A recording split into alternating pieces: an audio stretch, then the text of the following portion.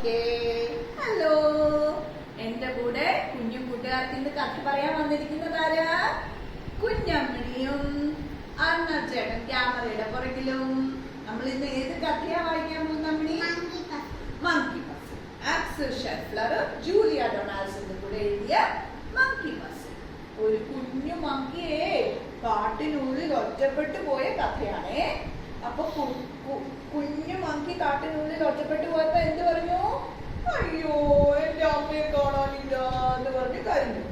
അപ്പൊ ആര് കണ്ടു? ആരെ കണ്ടേ? ബട്ടർഫ്ലൈ കണ്ടു. നിങ്ങളെല്ലാം കരയാറുണ്ടോ അമ്മയെ കാണാനില്ലാത്തപ്പോ? ഉണ്ടല്ലേ? എങ്ങനെ കരയുന്നേ? എന്റെ അമ്മ ഇവിടെ, അതേപോലെ പോലെങ്കിലും കരഞ്ഞു കേട്ടോ.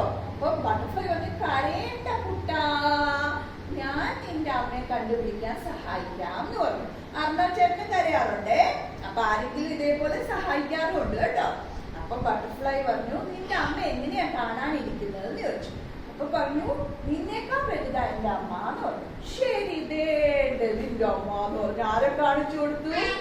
ആരെ കാണിച്ചു കൊടുത്തു. അപ്പൊ മങ്കി പറഞ്ഞു, അയ്യോ, ഇതെന്റെ അമ്മയല്ല, എന്റെ അമ്മയ്ക്ക് തുമ്പിക്കൈയില്ല, കൊമ്പില്ല, എന്റെ അമ്മ ഇത്രയും വലുതല്ല, ഇത്രയും വലിയ കാലുകളില്ല, എന്റെ അമ്മ മരത്തില് എന്താ ചുറ്റി അല്ലെ, മരത്തില് വാല് ചുറ്റിയാ പോകുന്നെന്ന് പറഞ്ഞു. അപ്പൊ ദേണ്ട നിന്റെ അമ്മ.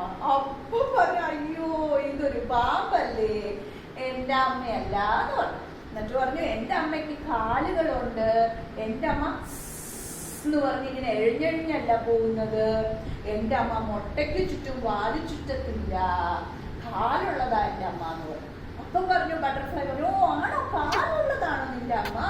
എന്നാ പിന്നെ ദാണ്ട് എന്ന് പറഞ്ഞ് ആരെ കാണിച്ചു കൊടുത്തു?